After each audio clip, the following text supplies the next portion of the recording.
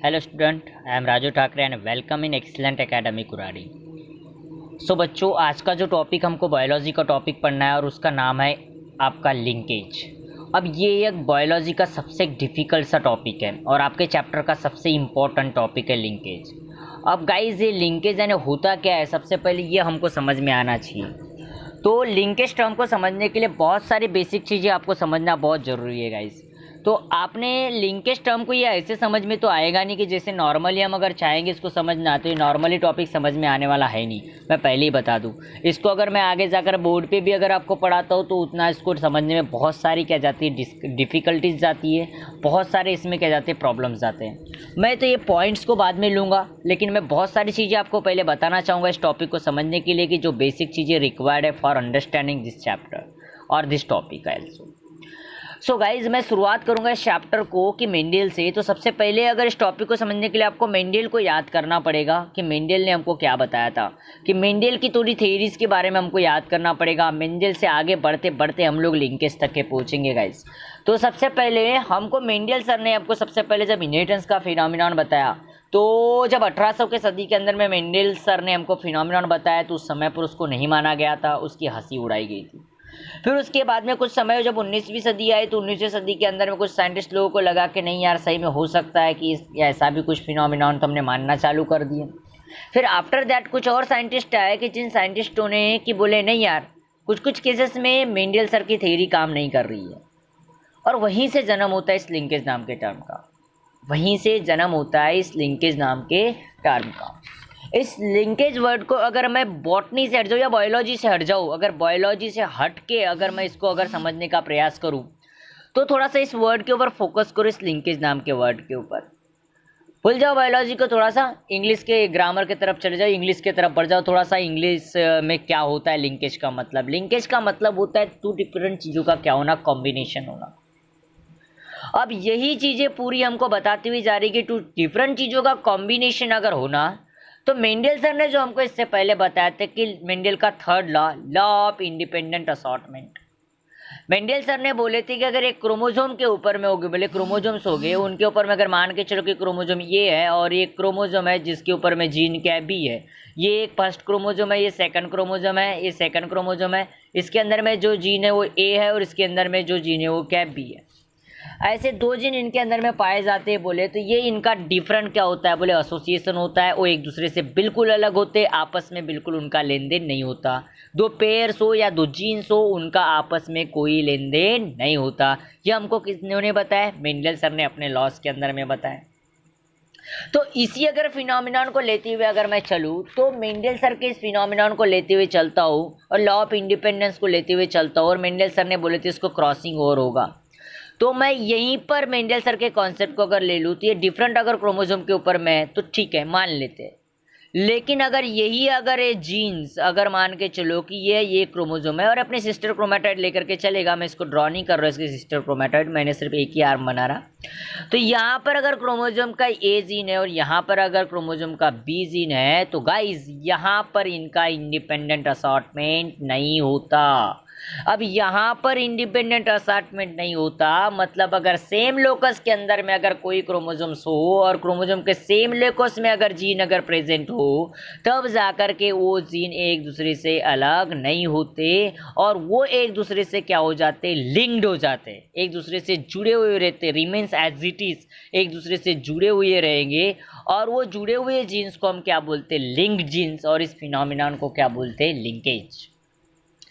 अगर मैं इसको अलग तरीके से और एक्सप्लेन करना चाहूँ गाइज, अपने पास में बहुत सारे तरीके इसको एक्सप्लेन करने के लिए, मैं और डिफरेंट डिफरेंट तरीके से इसको एक्सप्लेन करके देता, क्योंकि बहुत सारी तरीके से हम लोग एक्सप्लेन करते हुए जाएंगे।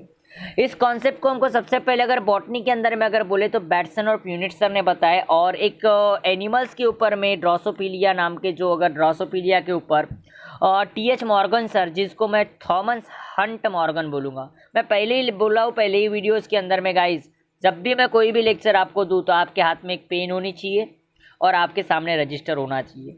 जो भी मैं एक्स्ट्रा चीज़ें बताते जा रहा हूँ, उन चीज़ों को आपको क्या करना है, नोट करते हुए जाना है, जो आपको आगे नीट के कॉन्सेप्ट के अंदर बहुत काम में आने वाली गाइस, बहुत इंपॉर्टेंट होने वाली हो आपके लिए एमसीक्यूज के पॉइंट ऑफ व्यू। मैं आगे कवर अप कराऊंगा उन सभी चीज़ों को, मैं इस टॉपिक के मैक्सिमम चीज़ें आपको कवर कराते हुए चलूँगा। बस आप बस फोकस रखो इस वीडियो के ऊपर। आपको बाकी के चीज़ों को बिल्कुल बंद करना है। ओनली एक ही ब्राउज़र स्टार्ट रहेगा, जो मेरा ब्राउज़र व्हाट्सएप पर आपको या देख रहे हो, या आप फेसबुक पर देख रहे हो, या आप यूट्यूब पर देख रहे हो, कहीं भी आप लोग देख रहे हो, तो बस यही एक ब्राउज़र स्टार्ट होना चाहिए कि जहाँ पर मैं लिंकेज आपको समझा करके दे रहा हूँ। बाकी की सारी एक्टिविटीज़ आपको क्लोज करना है। तो थॉमस हंट, मैं बोल रहा कि थॉमस हंट, जो थॉमस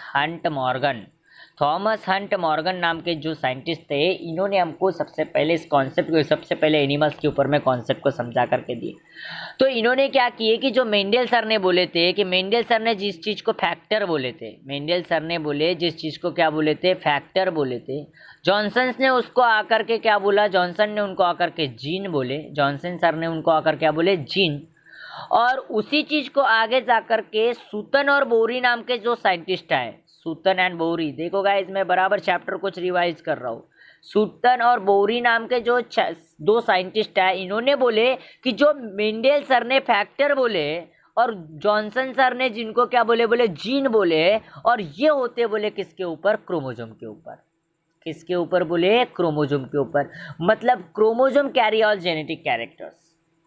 ये हमको किसने बताया, सूतन और बोरी सर ने बताया। तो उस चीज को थॉमसन सर ने बोले कि अगर जीन्स अगर एक क्रोमोजोम के अंदर में है, जीन्स अगर सेम क्रोमोजोम के अंदर है, सेम क्रोमोजोम, मैं इस वर्ड पर फोकस कर रहा हूँ, सेम क्रोमोजोम, मतलब ये क्रोमोजोम है गाइस, ये फिर से बार बार बता रहा हूँ, एक ही क्रोमोजोम है, आपको अलग अलग क्रोमोजोम पर होगे तो ठीक है, मैं मान लेता हूँ उनका एक दूसरे से कोई लेन देन नहीं होगा, वो इंडिपेंडेंट हो गए, मतलब इंडिपेंडेंट असॉर्टमेंट के लिए वो अप्लीकेबल है। क्योंकि एक चीज़ मैं आपको और बता दूँ इसको समझने के लिए, इंडिपेंडेंट लॉ के हम अपोज में जा रहे हैं। इंडिपेंडेंट लॉ के अपोज की जो चीज़ है जिसका नाम है लिंकेज, मैं बार बार आपको समझा रहा हूँ, इंडिपेंडेंट असॉर्टमेंट लॉ के अपोज की जो चीज़ है जिसका नाम है इनके लिंकेज। और इसीलिए मैंने पहले ही बोला था गाइज, आपको पहले इंडिपेंडेंट लॉ अच्छे तरीके से समझ में आना चाहिए। उसका स्टेटमेंट ये है कि जीन्स हमेशा इंडिपेंडेंट होते हैं, जिनकी पेयर हमेशा इंडिपेंडेंट होती है, वो सेग्रीगेट हो जाती है, एक दूसरे से उनका कोई लेन देन नहीं है। यह बोलना था किसका, इंडिपेंडेंट लॉ का। लेकिन मैं वही चीज़ को यहाँ पर पकड़ के चल रहा हूँ। अगर एक क्रोमोजोम में मान के चलो कि यहाँ ए नाम का जीन है और यहाँ बी नाम का जीन है गाइस, तो ये नाम का और बी नाम का जीन है, तो ये एक दूसरे से अलग नहीं होते, हमेशा always remains to each other. ये लिंक्ड होते एक दूसरे के साथ में, ये असॉर्ट नहीं हो सकते, एक दूसरे के अलग नहीं जा सकते। मीन्स दैट, 100 बात की एक बात, ये जो लिंकेज होता है, एक अगर बोलूँ तो लिंकेज, अगर बोलूँ तो linkage is inversely proportional to the law of independent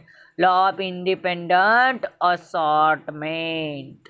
मतलब एक चीज फिर से बता रहा हूँ, एमसीक्यू इसके लिए बहुत काम में आने वाली है, कि linkage is inversely proportional to the law of independent assortment. मतलब लिंकेज बढ़ेगा तो सिंपल सी बात है, इंडिपेंडेंट लॉ ऑफ असॉर्टमेंट के चांसेस क्या हो जाएंगे, कम हो जाएंगे। मतलब जीन एक दूसरे से अलग होने के चांसेस क्या हो जाएंगे, कम हो जाएंगे। ये एक चीज़ एमसीक्यूज के लिए आपको ध्यान रखते हुए चलना है। तो इसी चीज़ को हमको ये अगर और तरीके से मैं समझूँ तो कंसीडर करो कि ये एक क्रोमोजोम है, कंसीडर करो कि मैंने यहाँ क्या बना दिया, क्रोमोजोम। इसमें 1 2 3 4 5 जो भी है, ये पहला क्रोमोजोम, दूसरा क्रोमोजोम, तीसरा gene, sorry not chromosome, 1 2 3 4 and 5 chromosome क्या है, सेम है। क्रोमोजोम क्या है, सेम। तो गाइज इनकी अगर लिंकेज की अगर बात करता हो, तो लिंकेज को अगर मैं समझने वाली बात करूंगा तो इसके बीच में जो पहले और दूसरे, फर्स्ट एंड सेकंड के बीच में का अगर मान के चलो देखोगे तो डिस्टेंस क्या है, कम है, तो इनके बीच में का लिंकेज स्ट्रांग होगा। They do not separate to each other, they do not separate to each other, means that both are the link genes, both are the क्या, लिंक जीन्स, एक दूसरे के पास में। मतलब मैं इनको क्या बोल सकता हूँ, लिंकेज बोल सकता हूँ। लेकिन मैं पहले और पांचवे की बात करूँ तो हो सकता है यहाँ क्रॉसिंग और आपको दिखाई दे सकता है, ये कभी कभी रेयर केसेस में हो सकता है, लेकिन फिर भी यहाँ लिंकेज होगा। मतलब सेम क्रोमोजोम के बीच में के जो जीन होते हैं, इनके बीच में हमको क्या पाया जाएगा, लिंकेज पाया जाएगा। तो सीधी बात है ना, ग्रामेटिकली मुझे समझ में ही आ रही है कि लिंकेज का मतलब क्या हो जाएगा, कि जनरली जो एक सेम क्रोमोजोम के बीच में के जो क्या हो गए, जीन हो गए, वो एक दूसरे के साथ इनहेरिट हो गए, वो एक सेग्रीगेट नहीं हो गए। उस चीज़ को हम क्या बोलेंगे, लिंकेज बोलेंगे। अब इसी फिनोमिनन को अगर मैं थ्योरेटिकली मैंने जो चीज़ लिखवा है इसके हिसाब से समझाने जाऊँ तो देखो आपके स्क्रीन के ऊपर में डिस्प्ले हो रहा है जो मेरी खुद की डिज़ाइन की हुई नोट्स है। और मैं अपनी नोट्स पर ज़्यादा बिलीव करता हूँ क्योंकि मैं अभी इससे पहले हैंड रिटन नोट्स दिया करता था, लेकिन मुझे लगा कि कुछ थोड़ा और उसमें इम्प्रूवमेंट करना चाहिए। बायोलॉजी की नोट्स मैंने क्या प्रिंटेड देना चाहिए और इसलिए मैं आज से टॉपिक स्टार्ट करा प्रिंटेड नोट का। तो सो गाइज, अगर आपको ये कॉन्सेप्ट अच्छा लगता है तो मेरे चैनल को सब्सक्राइब कीजिएगा, मैं इसको कंटिन्यू कर रहा।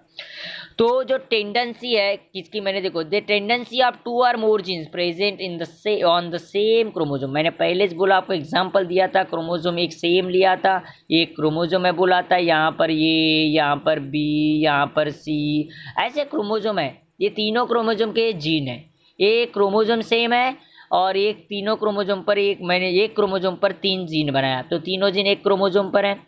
तो जब ऐसे एक क्रोमोजोम पर जब जीन्स होंगे बोले तो दैट इनहेरिट टुगेदर, वो एक दूसरे के साथ अलग ना होते हुए one generation to another generation क्या हो जाएंगे, पास हो जाएंगे। कंसिडर करो guys, these are the your parents. Consider करो guys, these are the your parents, ये आपके पेरेंट हो गए। इनके वजह से क्या हो गया, आपका रिकॉम्बिनेशन हो गया। कंसिडर करते कि आप छोटे से बच्चू हो, यहाँ पर रिकॉम्बिनेशन हो गया। तो अगर एक क्रोमोजोम के जो जीन होते गाइस जो सेपरेट नहीं होते हुए सीधे pass on to this child, मतलब उनका सेग्रीगेशन हुआ क्या, नहीं। मतलब यहाँ इंडिपेंडेंट असॉर्टमेंट हुआ क्या, नहीं। तो जहाँ इंडिपेंडेंट असॉर्टमेंट नहीं होता वहाँ चीज़ जो आती जिसका नाम क्या है, लिंकेज। गाइस बड़े ध्यान से इसको समझना है। तो इस टर्म को प्लांट के ऊपर में बैट्सन और प्यूनिट सर ने हमको बताया, और एनिमल्स के ऊपर में सबसे पहले डिस्कस किए थे टी.एच. मॉर्गन ने ड्रोसोफिलिया के ऊपर। और जो gene one generation to another generation में विदाउट, अगर मान के चलो कि अगर कोई असॉर्टमेंट के बिना ट्रांसमिट होते हैं, मतलब लिंक के साथ में one generation to another generation में पास ऑन होते हैं, उस चीज़ को हम क्या बोलते हैं, लिंक जीन बोलते हैं। उन जीन्स को हम क्या बोलते हैं, लिंक जीन। तो 100 बात की एक बात ओवरऑल ऐसे याद रख सकते हो कि लिंकेज एक ऐसा फिनोमिनन है कि जिसके अंदर में 2 या 2 से ज़्यादा अगर जीन एक क्रोमोजोम के अंदर में प्रेजेंट है तो उनका असॉर्टमेंट नहीं होता, वो अलग अलग नहीं होता, वो एक दूसरे से क्या होते, जुड़े हुए होते, और उस चीज़ को हम क्या बोलते हैं, लिंकेज बोलते हैं। दूसरी बात, इस टर्म को मॉर्गन और मॉर्गन सर ने, टी.एच. मॉर्गन मतलब थॉमस हंट मॉर्गन सर ने हमको एनिमल्स के ऊपर में बताए, और बैट्सन और प्यूनिट सर ने हमको किसके ऊपर में बताया, प्लांट के ऊपर। एमसीक्यू के लिए फोकस करना है इन पॉइंट्स को। उसके बाद में जो जीन ऐसे होते हैं कि जो लिंकेज के थ्रू ट्रांसमिट होते हैं, वो अलग अलग ना होते हुए साथ में ट्रांसमिट होते हैं, इस चीज़ को, उन जीन्स को हम क्या बोलते हैं, लिंक जीन बोलते हैं। और ऐसे लिंक जीन कितने हो गए ये डिपेंड करता है कि हमारे क्रोमोजोम के, हैप्लॉइड क्रोमोजोम के ऊपर। तो हमारे बॉडी में अगर 23 पेयर्स होती है, 23 पेयर्स होती है मतलब हैप्लॉइड क्रोमोजोम 23 हो गए, क्योंकि ईच क्रोमोजोम अगर अलग अलग कर देंगे पेयर में तो 23 क्रोमोजोम अगर हैप्लॉइड है तो हमारे बॉडी में पेयर भी 23 है। मतलब हमारे बॉडी में अगर क्रोमोजोम अगर मान के चलो कि लिंकेज भी कितने हो जाएंगे, 23 हो जाएंगे। क्योंकि देखो मेरे अगर बॉडी में बोला तो सेक्स क्रोमोजोम की अगर बात करता हूँ तो हमारे मेल, अगर मेल हूँ तो एक्स एंड वाई, तो एक्स एंड वाई के बीच में भी लिंकेज होगा। एक्स एंड वाई क्रोमोजोम है तो एक्स एंड वाई क्रोमोजोम के बीच में अगर देखोगे तो यहाँ पर फिर से एक्स क्रोमोजोम में भी जीन्स हो गए, वाई क्रोमोजोम में जीन्स हो गए, तो इनमें आपको क्या दिखाई देंगे, आपको इनमें आपको लिंकेज दिखाई देगा। तो मतलब बॉडी में जितने हैप्लॉइड नंबर होंगे उतने क्या होंगे, लिंकेज होंगे।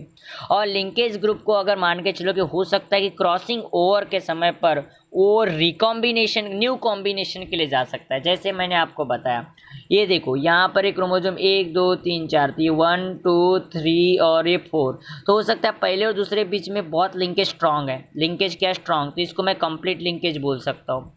बाद में बताऊंगा मैं कंप्लीट लिंकेज और इनकम्प्लीट लिंकेज। तो जो टूटेगा नहीं या टूटेगा, लिंकेज पहले देखो 1 के बीच में और 2 के बीच में भी लिंकेज है, 1 से लेकर के 3 के बीच में भी लिंकेज है, और 1 से लेकर के 4 के बीच में भी क्या लिंकेज है। लेकिन गाइज 1 एंड 2 जो जीन थे, 1 एंड 2 के बीच में का डिस्टेंस बहुत शॉर्ट है, और डिस्टेंस बहुत शॉर्ट है तो स्ट्रॉन्ग लिंकेज होगा। यहाँ पर स्ट्रॉन्ग लिंकेज आपको दिखाई देगा। तो सिंपल फिनोमिनन है, शॉर्टेस्ट डिस्टेंस लिंकेज स्ट्रॉन्ग, एक बिल्कुल सिंपल फिनोमिनन है। लेकिन गाइज अगर मैं इसी चीज़ को देखूँ तो 1 और 4 के बीच में क्या अगर बात करूँ तो डिस्टेंस ज़्यादा है। लिंकेज अभी भी है, मैं ये नहीं बोल रहा हूँ कि लिंकेज नहीं है, लिंकेज अभी भी है गाइज, क्योंकि क्रोमोजोम सेम है। लिंकेज अभी भी है लेकिन क्रोमोजोम क्या है, सेम है, लेकिन डिस्टेंस थोड़ा सा ज़्यादा है। तो हो सकता है कि मियोसिस के समय पर ये जीन क्या हो जाए, यहाँ से क्रॉसिंग ओवर के लिए चला जाए। तो ऐसे फिनोमिनॉन में लेकिन लिंकेज दोनों टाइम पर था, तो इन चीज़ को क्या बोलते हैं, लिंकेज। मैं 100 बात की एक बात अगर बोलूँ तो अगर एक से ज़्यादा जीन अगर सेम क्रोमोसोम में है तो उनके बीच में लिंकेज पाया जाएगा। डिफरेंट क्रोमोसोम पे के जीन के बीच में कोई लिंकेज नहीं होता, वो बिल्कुल वहाँ law of independent assortment follow करता है एंड मेंडल सर वहाँ पर अभी भी सही है। गाइस आई होप कि ये टॉपिक लिंकेज आपको समझ में आया होगा। नेक्स्ट चैप्टर नेक्स्ट वीडियोज़ के अंदर मैं आपको कंप्लीट लिंकेज और इनकम्प्लीट लिंकेज के बारे में बताऊंगा।